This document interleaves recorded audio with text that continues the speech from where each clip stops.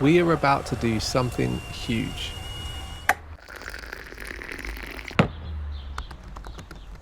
Something that, to be honest with you, scares the crap out of us.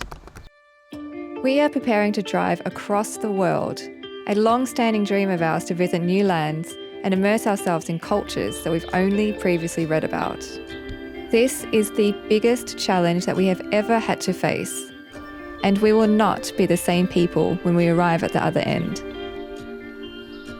You might think that this should be easy for us. After all, we've just spent the last 6 years driving a Kombi from South America to Arctic Alaska. But this is by no means the same road. And after giving away our Kombi as part of our last project, we now find ourselves homeless and busless. We start from scratch. We must now build ourselves a new home and overland rig. And that is where this story begins.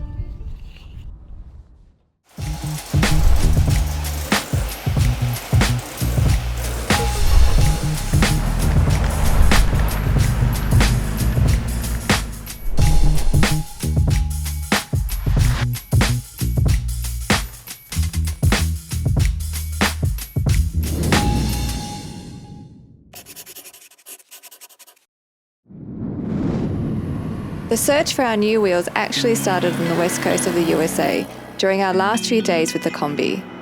Before saying goodbye, the new owner, Grant, was kind enough to help us with the hunt.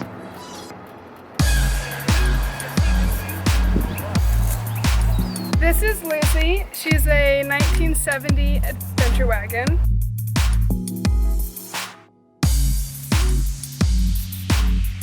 As far as the eye can see, there are buses and bugs poking out of the forest. Popped up? Popped up. We're about 150 miles to San Francisco and we're on a hunt for our new bus. We've actually come across a high-top bus, which is in Reno, which is about a 3-hour drive from San Francisco. But luckily we know somebody with a plane. Wind 030 at 05. Visibility 10. Sky condition clear. Temperature 31 Celsius. This guy, Brett, is a true hero of Kombi life. On our last project, he played a huge part in helping us when our entire Kombi burnt down up in Alaska. Yes, that was a real nightmare. And if it hadn't been for the kindness and strength of this man, we would have never realized our dream of reaching the Arctic Ocean.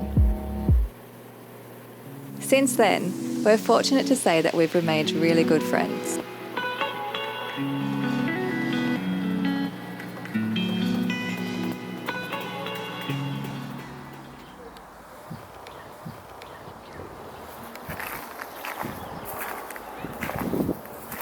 What do you think? This is the bus. I don't know. It's definitely less rusty than other ones we've seen. Leah, how do you feel about moving out of our nice Capito and into this thing? There's a lot of work to do.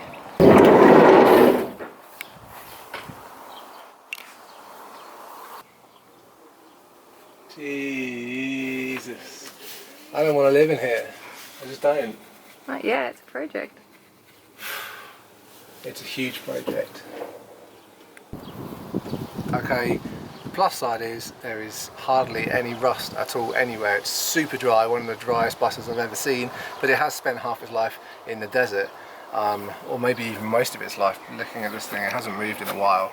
The downside is everything else would need to be done. Transmission, engine, brakes, suspension, tyres.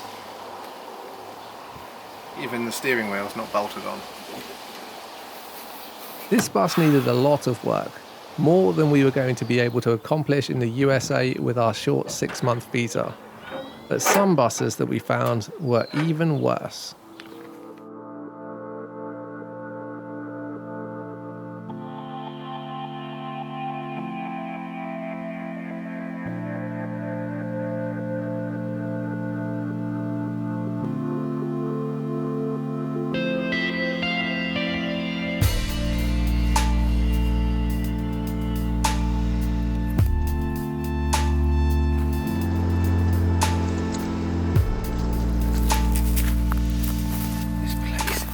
unreal. Seriously, I have never seen anywhere like it in my life. It's like a Volkswagen amusement park. These buses buried in the forest. Just waiting for an adventure.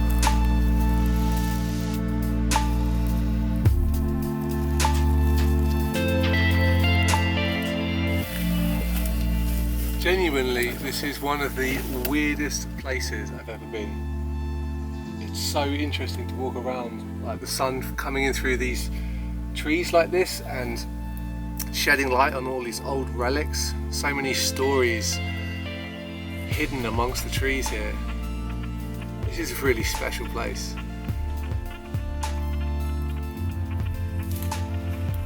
As fun as this secret place was to explore, and as much as our fallen comrades needed rescuing, there were no viable candidates given our time frame.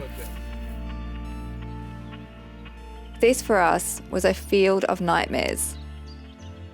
But just a stone's throw away was a real field of dreams. This was not the first time that we'd been to this spot on Vancouver Island, and we were confident that we could find our next adventure vehicle here in Canada. So we returned to see our old friends.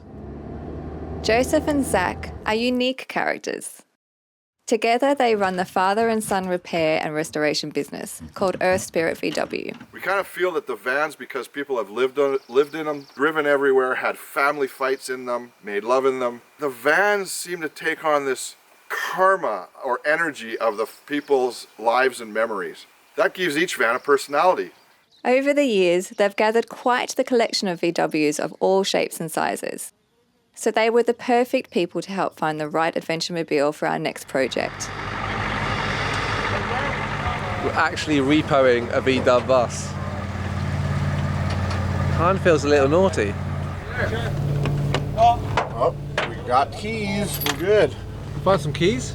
Keys? Yeah, they were in the ashtray. We're good to go. Roll. We paid for this van. Guy wouldn't give us the papers. We're picking it up.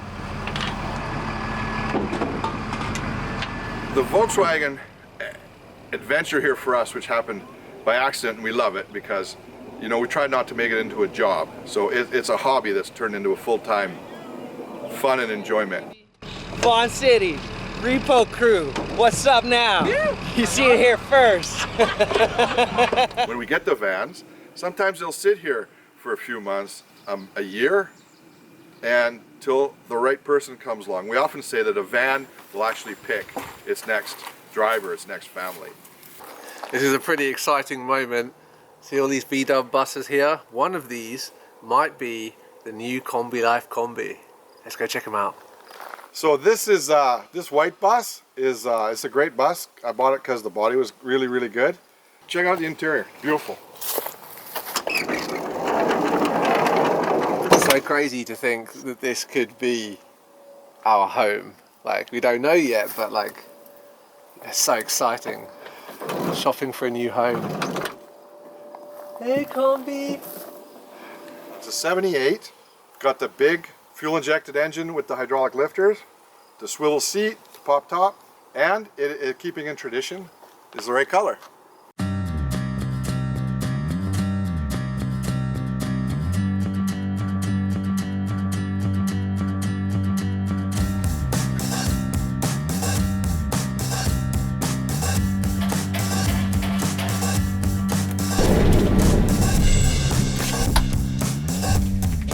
Ooh! Full bench, full-size bed, what do you reckon? No walkthrough? No deal. Nice. Let's have a look. So, one of the requirements for us in our search for the next vehicle is Walkthrough. a walkthrough, because we basically want to have more space, and having that walkthrough that we didn't have in Capito gives us that kind of opens up the area and gives us a few more feet. And we're hoping that we'll be able to put in a swivel chair too, so that this chair, we can take that out or find one that doesn't have that, and we can have a swivel chair, so that will definitely open up the area. And a pop top as well. We want more space. I want to be able to stand up when I cook, so I think a pop top is really nice. But it's pretty functional. There's about, what, 6 foot 6 foot plus standing room. There's no floor in yet, so you lose a bit of that. Just makes such a difference being able to get into your vehicle and stand up, right? Right. Let's quickly look at this one. Split screen would be an absolute dream. Slightly smaller inside, slightly less strong underneath, I think. The suspension's not quite as strong.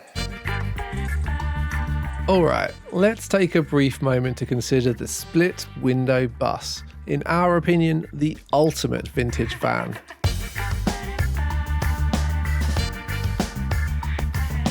We've been fortunate to spend a lot of time in and around these beautiful vehicles whilst we've been in the US, and we've made quite a few friends who drive splitties. So we caught up with 10 Foot Dog to see how feasible it'd be to get one for ourselves. Type 1 split bus. Yeah. Is there a more iconic bus out there? No, it's the one that started it all. This is it. This is the hippie bus, really. Yeah. So tell me about it as an option for an overlanding vehicle. Well, you know, it's the first generation, so there are improvements. You know, Volkswagen made improvements, you know, through the years, and this one is the first generation. And there's some things that maybe you want to strengthen up or improve on, which you can do on these. You know, they have been driven all over the world. So it's possible. Oh, it's possible. Oh, yeah, people have done it. So let's have a look at some of these deluxe combis. Oh, yeah, let's look at them. 23 window. 23 window. Samba. See, nice to have the air conditioning on the front windows that open like that. The Safari windows. Oh. You got to have them, right? Yeah, you have to, especially in Southern California. There's no air conditioning in this vehicle. Oh, it is right here. Yeah. It's fresh air. Fresh air conditioning. This is organic fresh air. Yeah, but something like this, deluxe, early bus, it's way out of financial reach. It's rare, desirable bus, which makes it worth a lot of money. So you're probably not going to take this around the world. Let's look at something that's more in my price range. Oh yeah, we can find that right over here. Like this one back here. This is good. Look at this one. This is one of those forgotten vans. Look at all the rust. Super rusty. You know it's set somewhere moist. This thing, look at no interior. That's perfect for you. Oh, lots of rust. So you could get this bus maybe $5,000. Spend another 10 grand on sheet metal, suspension. If you want an engine, maybe say 5 to 8 grand on an engine, a couple grand on a transmission, grand for beam, brakes. You're gonna want to put cabinets in it. You want to do solar, extra batteries. You want to do maybe some type of shower, some water system. I mean, you're gonna live in this thing? Oh, I don't know. For how long? Like a weekend? If we're honest, we're going to have to give up on this dream. These are way out of our price range. Oh, it's just so pretty though. One day in the future when I'm not driving across the planet, I'm getting this splitty. We'd already seen so many potential rigs, and it seemed everyone had a different opinion as to what VW they'd do this trip in. There is no exception. If I had to do this adventure, I would definitely be in a split bus. You're talking to Robert Skinner here. I would choose a Vanagon. A Vanagon would be my choice. I would have to choose an early bus, hands down. Yeah, we would do it in a Vanagon. And as you know, we tried to talk you into doing it in a Vanagon.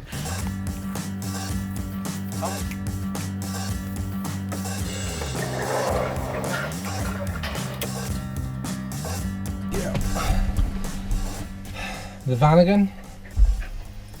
I like some bits of the Vanagon, but it's just not a bus. I like how it's bigger and more spacious. It just feels bigger in here. It is bigger in here. It's like a foot wider or something. It's definitely more spacious. We know lots of people who drive Vanagons. Our friends at Go Westy have been trying to convince us for years to upgrade to a Vanagon, and with good reason. They are stronger, more capable vehicles with a proven track record of overlanding across the world. We agree with Go Westy, this is the best VW for the job. Unlike the modern T5, which we also considered actually, way too modern for my liking, the Vanagon still has some character.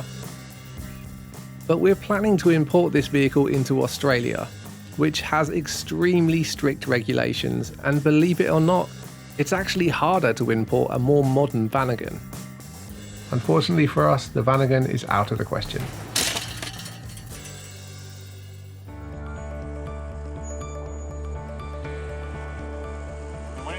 Over the years, we felt an incredible sense of camaraderie in the Volkswagen community, and to us, it's kind of like being part of an extended family all over the world.